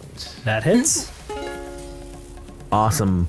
And like as I'm firing it, you know, I'm like kind of taunting it as well, you know, and hope you know, and maybe I might shift it to come back towards this You'll side. have to roll so higher than his initial persuasion to get it to move, but I will let you direct it if you roll higher than his first persuasion, which I believe your first persuasion was it a what was it? Composite 20. A composite 20. That's right. So go ahead and try and persuade it to move the other way. We're tanking this like a raid boss. So that's another nat 20. Oh my god! For a 25. Okay, it's confused. It doesn't like this. It does not. It is angry, and it is going to move back your direction. It seems that the cube reverberates and then starts to move your direction for awesome. it when it comes up. So Sir Hoppington, you see this. Crazy. We're reaching balance in the dice. Wow. Since I didn't roll my damage before for the crossbow. Oh right, yeah. Sorry, rolled your damage. So it's a total of 4 damage. All right, Sir Hoppington, you are up. The cube is 15 feet away from you. It looks to be going the other way. This kind of changes things for me. I did not expect that, so I have to think of something different to do. I will see that. I'll see first off that Gobson and the other goblin have successfully retrieved the potion. Silas is now through. Hallway continues, and it looks like this thing's going the other way. So I'm gonna just kind of walk and match its speed. I'm gonna keep a 10-foot distance between me and this thing until I see it might shift the direction. So I guess you said it's 15 feet away. So I'll walk 5 feet forward, and I will ready. So right, if I ready a bonus action. What's the bonus action you want to ready? I will ready my last use of Misty Step. And if I see that it starts to come my way, I will bamf to the other side. Okay, yeah, so you can ready that. That's fine if it, Okay. As your action, can use that as a reaction. Anything else for your turn? That'll take your action. Other than just being like, all right, well, let's see how long we can keep this up. All right, Hobson, it is your turn. So we're And you 60 are very feet far. away? Yeah, you're very far away from the cube at this point. No, from baby. the cube, with the movement that you took, you are 90 feet away from the cube. Oh, 90? Oh, Yeah. I thought we were only 60. We moved past it last time. You moved past it, your movement speed, and then it moved the opposite direction too. So it like had moved away. Yeah. What can we see from where we are right now? Like of the You're the further past. You're just almost into the next hallway. So if you turn the corner, basically you'll be in the next hallway and you can see. We just try and get a peek. Yeah. Just see what's up ahead. Just move a little further to peek down the hallway. Yeah, it would be 5 feet of movement to really just turn that corner and be able to see. You look into the next hallway and you just see like a wall of webs. Like the whole hallway just looks completely covered in thick webs. Okay. I'll shoot the short bow that we have. We're a little bit more clumsy with it than our psionic blades, but we're going to shoot the short bow back at the cube. Gosh, I'm rolling like shit. It doesn't matter, though. Thankfully, it doesn't matter, but that would be an 11. And I think my you fifth wanted 11. You wanted to get within 80 feet of the range of that short bow? Oh, yeah. Yep. Is anyone in melee with it? No, because he is. Oh, yeah, 10 he's feet just. away from Where's it, Silas? right? Didn't Silas get oozed out to the other side? Yeah, Yes, I'm on the but same side of the cube as you. Yep, and I had him use his full movement speed, so he's at the pedestal, at the Oh, okay. potion, the empty pedestal at this point. So That's just 9 regular piercing. okay, and gelatinous cube looks like it's maybe half as formed at this point. There's globs of it that have been spit out on different sides, and looking about half as good. Anything else for your turn, Hobson and Gobson? Maybe bonus action hide. Is there anywhere to hide? Not really. Yeah, it's an empty hallway, so even the pedestal you wouldn't really be able to hide behind. Then I just reach down and I hold Gobson's hand, and that's it. Okay. It is the cube's turn, and it is now moving toward Silas, and will dash to get up right next to him, but not into his space yet. So Silas, you are now in between the cube and the empty pedestal, and that is the cube's turn. Back up at the top at Silas, you are up. I'm gonna go ahead and move away from the cube about right now 10 feet. Okay. But then I'm going to cast Dissonant Whisper, so it will need to make a wisdom saving throw. Yeah, it'll be a wisdom of 15. Okay. Let's see how wise this cube is. Rolled a 13. It fails. Nope. So it takes 3d6 psychic damage. It must immediately use its reaction to move as far as its away speed from allows it to go. Yep. So that would be for 10 points of damage, psychic damage. 10 points of psychic damage. Okay. Get away from me. And it just, the whispers hit it, and it shudders, and is going to move. So you as far as its speed allows you to move, so it moves 20 feet away from you. Sir Hoppington, you are up, and now you are. The way this hallway turns and works is you're 15 feet away from it. I don't think this was going to trigger your reaction because you weren't right next to it anymore. So right, I wanted it to be like, as soon as it got into melee range, I was going to go through. So yeah, it's moving towards me now. So is it, I'm sorry, Dissonant Whispers, does that mean it's frightened of Silas?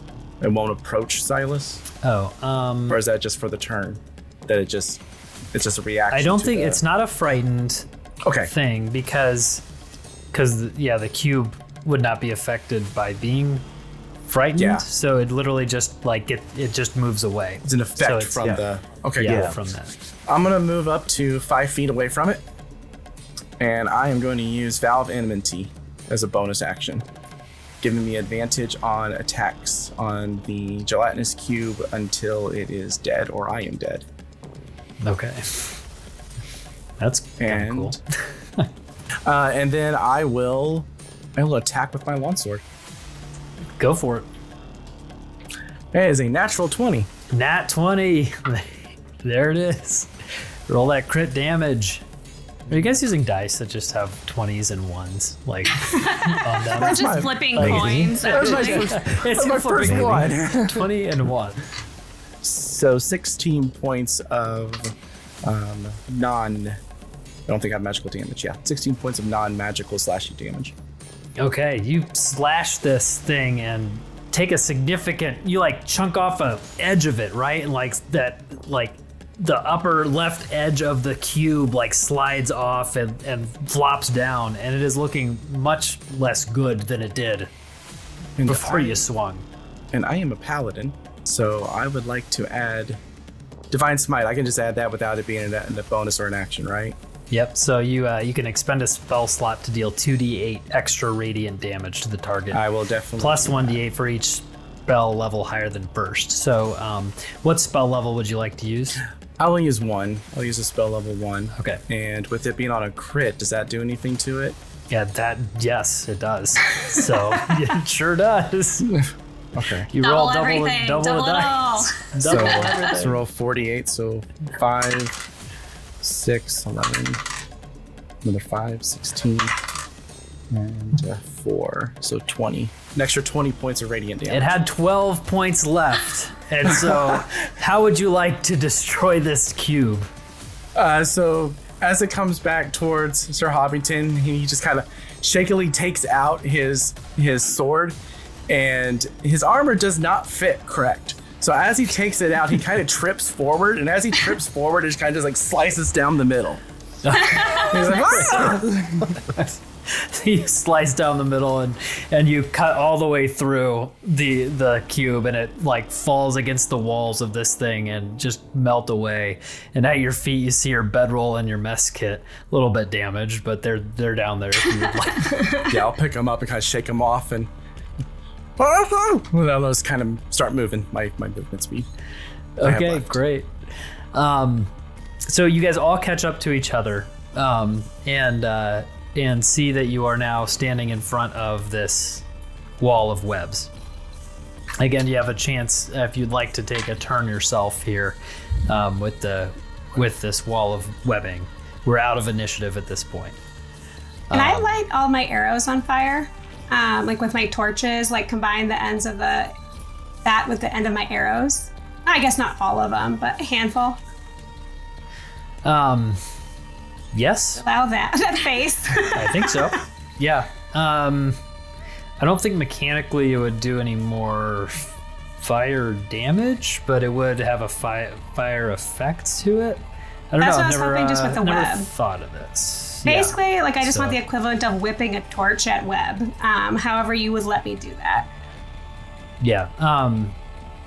Yes, you can light the torches you can light your arrows on fire, but it wouldn't do any extra fire damage, I don't think, for like attacks. I don't think can you just light fire like arrows in I mean, you can technically light anything on fire. I learned from Scott you can learn like light your socks on fire, and evidently it won't harm them, so I mean, Would I have it catch things on fire? I have a bedroll I'm not going to use anymore. We can take some of that fabric. yeah. Or like I think we all have like torches and stuff. Could we just like take the torch ends and put it on the arrow ends? I don't need extra damage. I just want to light something on fire with the fire. Is what I'm trying to get. Yeah. So that's fine. So yeah, you can do that. So you can light an arrow on fire. Yeah, I would like to fire with fire. Yes. So you're able to light a torch, and you want to fire it into the webs? Yeah. Okay. You fire the arrow into the webs, and 15 feet of the webbing burn and torch and kind of go away. And you see more webbing past that. Just keep going. Should we all just hold torches out and walk through? Yeah. Sure. So if you guys are doing that together, you walk in tandem together with your torches, kind of burning the webbing as you go. And you go about 30 feet, and out from one of the obscured areas of the webbing, a 5-foot, medium-sized blue and white spider jumps out and attacks to bite, and it's going to try and bite one of you. I rolled a 2, and that is Goose. These things really wanted Goose dead, so I'm gonna roll again. Another 2. Oh wow, she really had there's something wrong with the roll for her. That's a 4. So that's gonna be Sir Hoppington. That this thing is going to jump out and try to get you. Because you were burning, it doesn't really get to do it with a sneak attack. So everybody roll initiative. Maybe you should do it because I've been sucking at initiative. So I'll try. Slightly better. Slightly better. Hobson and Gobson got a 13. Silas got 18. As did Sir Hoppington. Roll off, you two. Just give me another initiative roll will do for fun. That one was a 22. 16. Okay, Silas is up first. And so as the spider lunges out, Silas, you are up. And the spider is right in front of all of you. What size is the spider, Kyle? You said medium? Medium size. No, at this point, I am going to go up with, shoot at it with my, if I need to take a step back, I'll do so with my, crossbow. Yeah, so you're gonna step away from the spider outside of its opportunity attack range? Oh wait, no, I won't. I will not do that. Instead, I will just take out my my rapier and just do a melee attack Okay.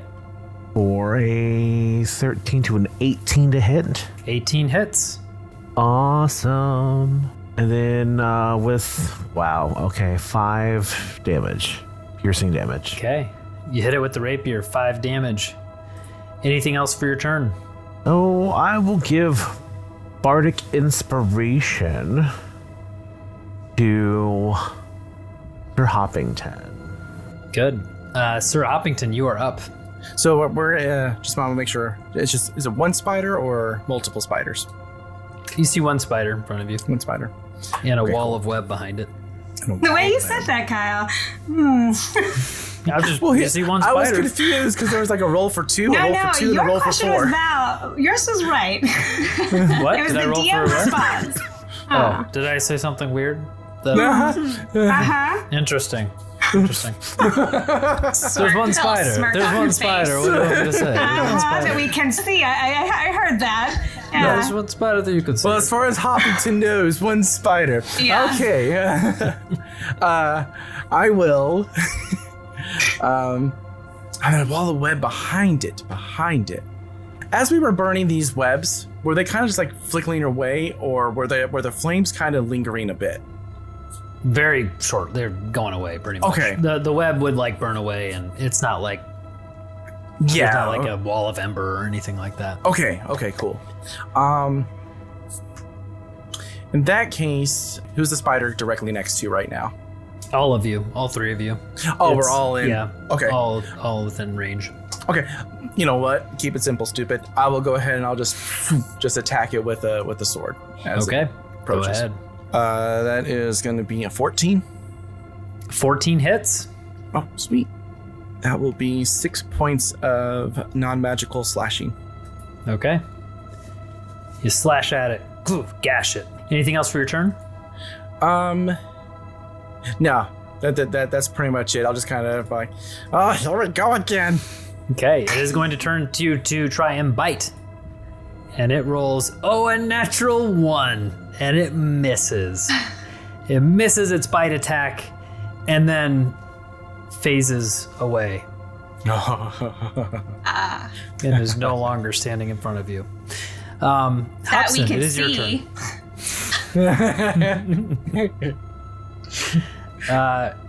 So Hobson, you just saw this spider try to bite Hoppington and miss and then disappear. I just hold my arm out. Is it gone? Yes, your arm does not touch anything. So we don't see any spiders. No, there's just a wall of webbing 10 feet in front of you. Again. Burn it all down. Yeah, I mean, I guess. Okay, so you burn another 15 feet of the webbing with your torch, and move forward that 15 feet. That's kind of as much as the fire damage will do on a turn, basically. Is like with each. If you use a fire thing, then you can kind of burn away 15 feet. Now, so you've moved 15 feet forward. You do have more movement. If you wanted to move through the webs, it would be difficult terrain. Okay. Yeah, I'm not pushing through webs. Gross. That would be like the upstairs butler's nightmare, is to push through that many webs. No thanks. So yeah, no, I'm gonna wait. Okay, so you wait, and you've burned away some of the webbing. We're back up at the top. Silas, you see that the webbing now starts, or the webs now start at 25 feet in front of you. Yes, I'll go up to the next wall of web and just with my rapier, just kind of like try to slash at it. Okay, go ahead and make an attack against the web. That would be an 11. Yep, you're able to slash at that web and burn and cut away 5 feet of that web. And at this point, I'm just gonna cast as a bonus action, healing word on myself. I'll do that on a second. 8 points of healing. Cool. And then with that, that is my entire turn. You are standing next to Hobson, and 10 feet in front of you, there's more web that starts. And Sir Hoppington, you are up. And it still has not reared its ugly head, correct? Yeah, you don't see any spiders. So there aren't any spiders. It's fine. So there's no spiders. That's not DM code or anything. Nice. I don't see any. Excellent. So This was great. Uh-huh. I will cautiously, move forward with the group, but I'm gonna ready an attack action. So if anything, comes to attack something in my area, even if it's like, I will try to take it down. Okay. So I'm just kind of staying right. on guard, just being like, all right. Okay. Time to roll. Again, it really Spiders? wants to kill Goose. I keep rolling twos. No, this is totally unrelated, guys. Totally unrelated. Oh, okay. That's totally unrelated. This is obviously. Yeah. He's decided what he's going to get for lunch later. Yeah. I'm doing roll for sandwich. Hobson and Hobson, you rolled a 1. And behind you, the spider phases back into existence. It phases in, and Sir Hoppington, you're at the ready, so you can take a swipe at it. I will. You can take 1 melee attack against it as it phases into existence. That is 17 plus 6. 23 to hit. That hits. Look out! Oh man, it's a 1 plus 3. 4 points of non-magical slashing. Okay. 4 points of damage. It phases in, and it is going to roll for stealth against your passive perception to see if it so does easy get that. to pass. 24. I think it was pretty stealthy then. It is going to hit you with advantage with the bite attack. And that is, you're going to, or that's to hit is 22. To hit. And you will take 8 points of piercing damage from that. And you now need to make a Constitution saving throw. As this spider bites you, you feel your veins, your body fill with poison. That's a 14. A 14, that passes the DC of 11. And you will be taking half of the poison damage. The full damage would have been 19, and so you are taking 9 points of poison damage. And it is behind you, and it stays there. Do we need to roll to see if we stay in our battle stack? Oh, yes, of course. You haven't gotten hit yet. So so you need to make a dexterity saving throw as you get hit by this attack. That's an 8. An 8. Unfortunately, the rules we set up was a 10 that you needed to pass to stay on your shoulders, and so you separate now and fall off each other's shoulders to get back onto the other shoulders to impact in your form. That will take an action to do on your turn, but you will split your remaining health between the two of you. And have your 2 separates. Do you want us to do half rounded down? Because we're at 15. Do you want us to do half rounded down or half? Half rounded, we'll do half rounded down. Yes. 7 each. As you take a half a point of damage each as you fall to the ground. And be separated. For the listeners, we are now 2 level 3 rogues. Significantly worse than level 5 combined. With that, it is Hobson and Gobson's turn. So you are separated, and we're technically both in melee, so now we both get turns and we both get sneak attack. True, but if we don't take an action to restack, we might die because we have 7 health. Yeah. Can one of us do we both have to use our actions to restack?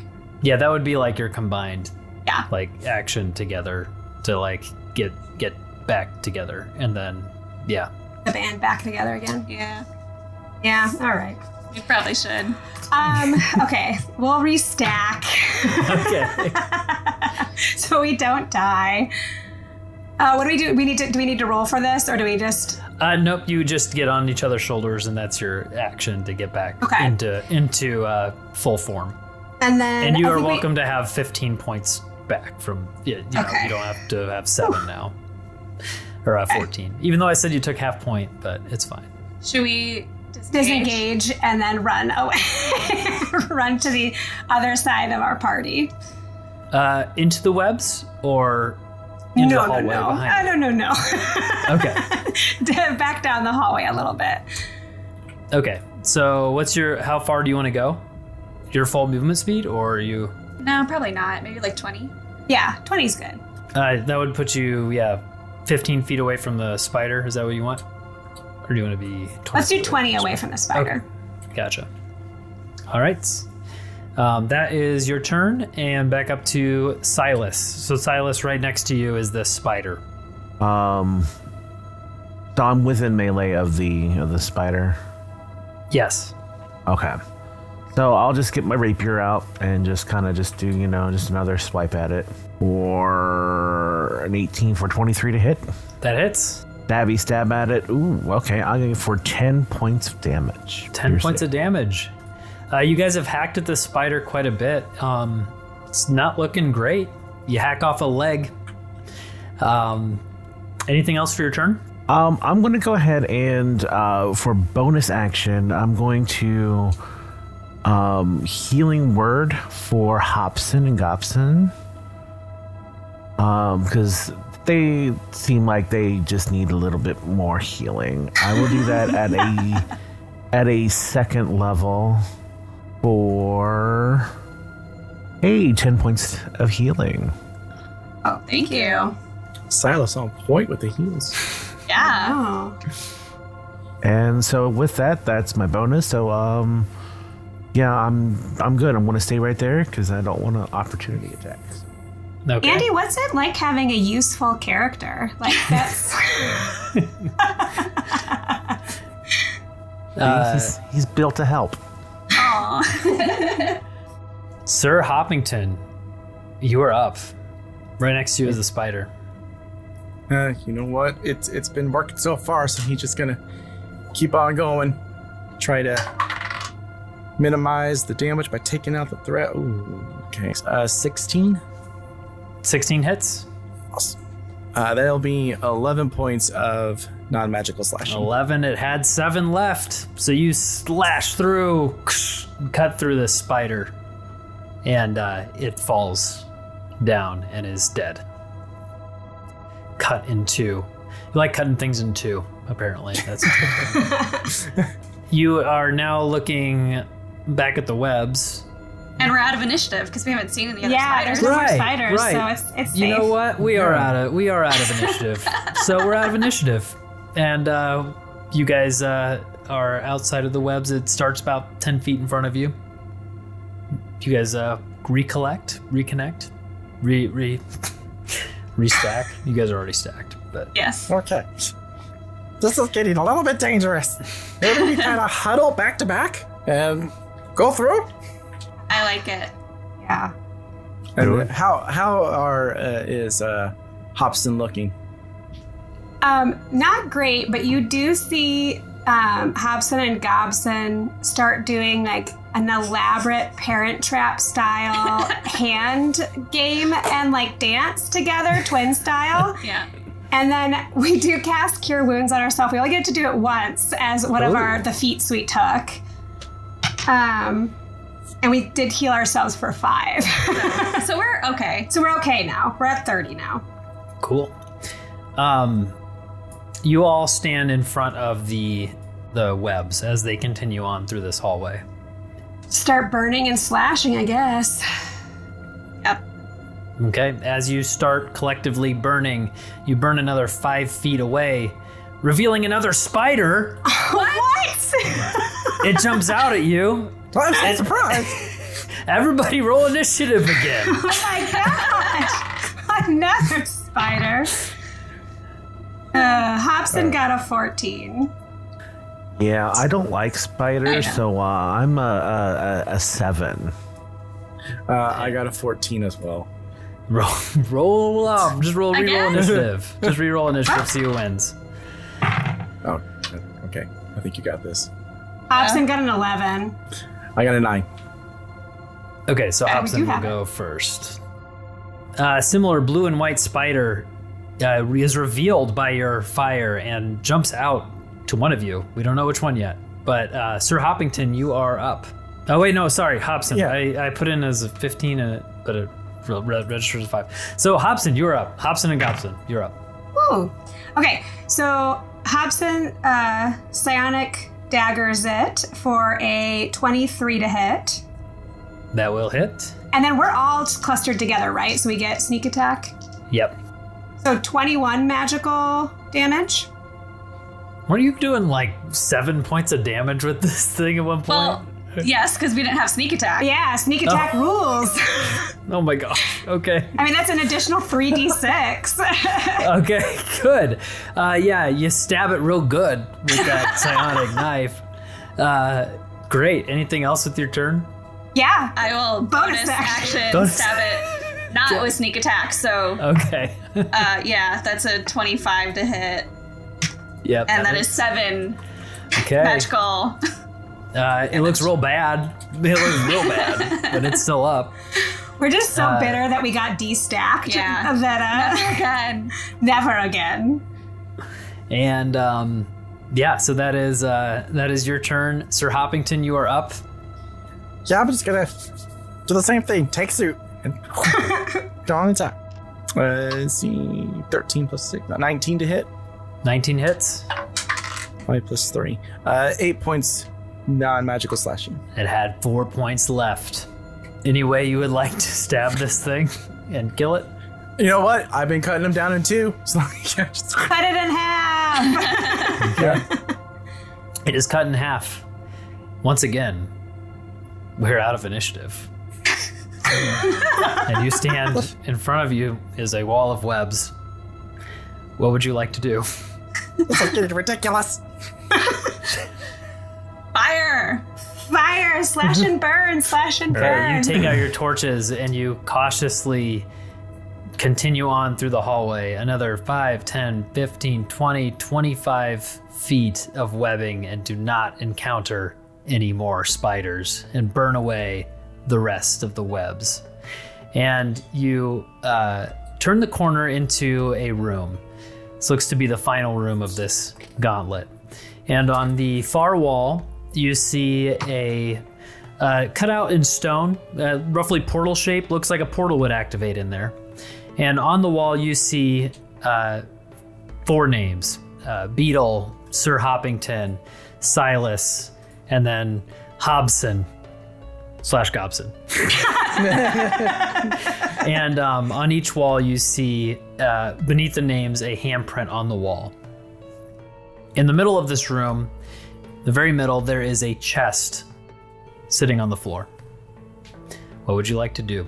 Do the handprints seem to match up with our hand sizes for our names? They're like symbols. It's like a symbol, like a hand symbol, and they're all the same. Okay. If able, I'd like to go examine the one for Beetle. Okay. So you walk up and just passively, if you want to roll, you're welcome to roll an investigation if you would like. So that is a 17. 17, you walk up and see Beetle's name is kind of glowing white, and the handprint below it looks to be a fairly obvious indicator to place your hand on that spot underneath. Can I look at the chest? I mean, we don't have very good Yeah, you can investigate the chest. investigation. Oh, there was a chest. Okay. Oh, nat Did my, 20 for 21. Nice. You go and you inspect the chest and look at it, and it looks to be a normal chest. Made of wood. No lock on it. This whole campaign's giving me trust issues with Kyle. I believe nothing. No lock. What do you guys think? It looks normal. Should we open it? Screw it. Hobson opens it. All right. Yeah. Okay, you reach for the tries to. chest, and as you go to open the chest and lift up the lid, it opens. And inside are 3 items. There is a +1 net, a +1 sword, and a hat that would provide +1 to AC. What kind of, like, how do you use a net? Is that strength? Is that dex? A net is a ranged attack. It's a ranged weapon, so it's a dex. dexterity. Is there limitations on who can use a net? I've never actually been in a campaign where anyone can use a net. I guess you guys used it in Zootopia, didn't you? You would be able to use this net, regardless. I mean, anybody would. If you had proficiency with nets, and you'd be able to, use it a little bit better. The net stat block is really weird because it has a range of 5 feet, but it's a ranged attack, which means that you always throw at disadvantage with it. Oh. Does not tickle this? Well. And then what was the last one? A net, a hat, and a sword. And a sword. Well, we already have a magical attack. I think we should take the net. I was going to ask for the hat because we're so squishy. But I don't know. Silas, as they have all done this, what is Silas doing right now? Is he kind of up looking at the items as well? Yeah, because I was just gonna be right next to them as they were opening up in case something were to happen. Okay. What do you think, Hoppington? Do you want to take the sword? I think that makes sense, right? Yeah, Hoppington is still kind of looking at the names and everything, and just kind of will look over and go, whatever's left over. And are they all names glowing white or just beetles? Yep, so all 4 names are okay. Glowing white, the handprints beneath. I guess I take the items out of the chest, and it turns into, it's a freaking mimic. You take them out and put them on the ground, is that what you're saying? Yep. Yeah, take them out of the chest. All right, well, meta gaming a little bit here. Silas, what's your AC? AC's 13. 13? Oh. See, I figured as a bard, he'd probably be squishier. I forgot you're a bard. Yeah, for some reason I keep imagining. Okay, yes. I put the hat on your head. I think it with consent. If anyone wants to argue, I'm up to hearing it, but I think it makes sense for Silas to take the hat, for us to take the net, and for Hoppington to take the sword. Perfect. Okay. Because I was going to make a pitch for the hat, but hey, that works. Yeah.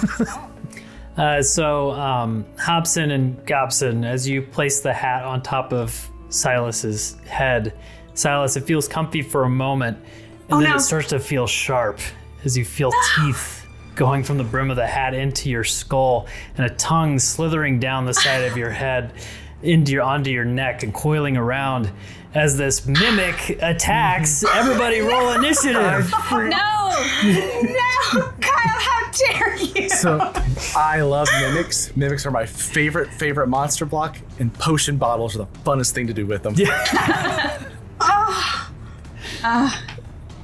I even joked about it. Oh no. Okay. Oh, that makes sense. Go ahead finally and rolled a good initiative. I feel like Silas is just the punching I bag know, of poor this Silas. He just wants to be liked. I just want people to like me. We like you, Silas. We do like you. Your wish already came true. Hobson, what was your initiative? We're not over it yet, Kyle. Hobson got a 19. 19, very good. And Let's got a 14. 14. And Hoppington, I got a natural 1 for a total of 6. a natural 1 for a total of 6. Okay. All right. Ooh, it's a mimic. Rolled pretty well. So he, with the mimic, with its ability, its adhesive, you are grappled by it now. He who wears the hat, and it will have advantage on attack rolls grappled by it, and it gets a surprise attack on you. And so it is going to bite down on your skull for a 16 to hit. That hits. Good. And it does not provide a +1 to your AC, unfortunately. Dang it. You will take 11 points of piercing damage. Rolled pretty high on that, and then you will also feel the acid burn you for. It rolled like 8 points of acid damage on top of that. It rolled. Its rolls for this is 1d8 plus 3 piercing for the bite. It rolled an 8, and then 1d8 for acid damage. It rolled another 8. So you got max damage from that, and that was without even. Yeah, that's its surprise round. You said. That's its surprise attack on you. Are you still up? Barely up. Okay. Barely up. That's kind of the surprise, as it was kind of surprised all of you at that point. We go to the top of the initiative now with Hobson and Gobson. You don't know where this mimic is in the initiative, by the way, because it will have a surprise round. So here, Hobson and Gobson are like doing this nice, generous thing, placing the hat at a jaunty angle on Silas's head. You know, like just having a moment with this basic stranger, and then his face starts melting under the acid damage. Cool. And blood starts dripping down from the teeth bite. Awesome. Okay, yeah. I psionic blade at the hat. I'm not strong enough to try to rip it off or anything. Would we get sneak attack? Well, I think he's very much in melee. He is inside part of the mimic. It is chewing on him. So, that's a dirty 20 to hit. That will hit. That's 20 magical piercing damage. 20 magical piercing. Wouldn't you believe that it was a small mimic hat with 20 HP, and you're able to psychically rip it off? I guess blade it off. Blade and shear through the tongue as it was wrapping around Silas, and falls flat on the ground, motionless. And we're out of initiative. Sir Hoppington runs and attacks the long sword. You attack the long sword, and your sword gleams off of the short sword. It's a short sword, and nothing happens. Oh. Okay. All right. We're so sorry, Silas. We didn't know. So I'm gonna be like, the fuck was that?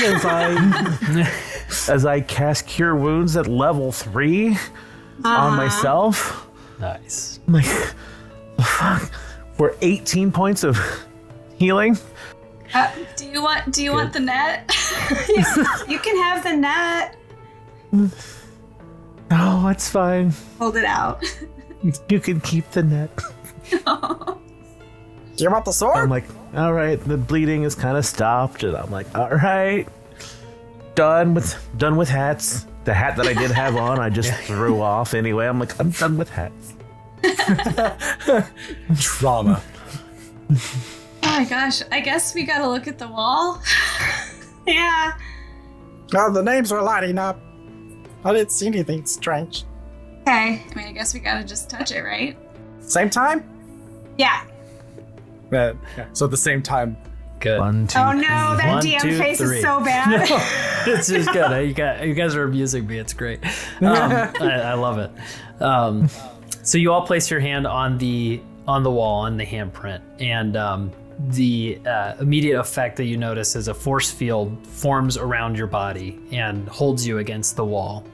And you look up at the names, and you see Beetle's name turn red, and each one of your names turn green, and then the lights go out, and a portal starts to form in the portal hole. As that happens, the force field breaks, and below you, the ground starts to rumble, and it starts to rumble and move, and the ground starts falling down into an endless expanse of blackness, and you are going to need a dexterity saving throw to stay on top of this ledge as the floor is dropping beneath you. So everybody roll for a dexterity saving throw.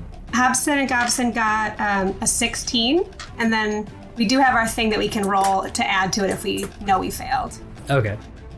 21. Silas? Got a 14 on the dex save. The DC was 15.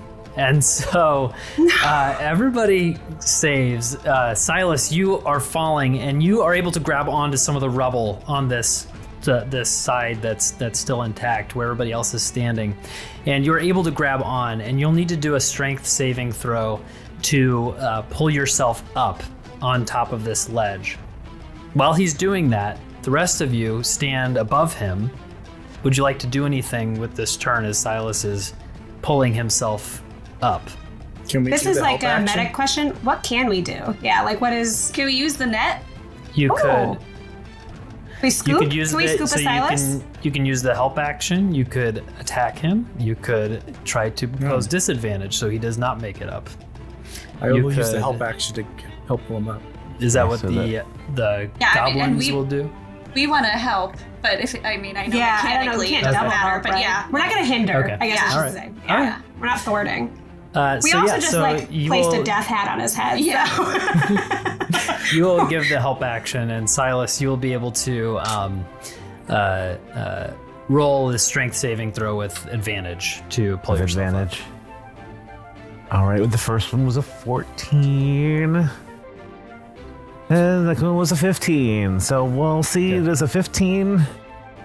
It does. The DC was only a 10 on this. And you are able to pull yourself up onto the ledge. And the Yay. portal widens and gets larger than the hole and consumes all of you. And what you see is bright white light, and your eyes adjust, and you see you are all standing on the floor of this gladiator coliseum in a circle with the other survivors of the Gauntlet, standing looking at each other. And that concludes the first half, the round one of this fourth heat of this Glad&Diator tournament. Congratulations, you guys, you have made it through. Thank you to all the players this week, Goose, Becca, and Brooke, and Andy, and Valthorin. Their socials can be found in the description. If you'd like to see a video of the episode, it'll be up on our YouTube.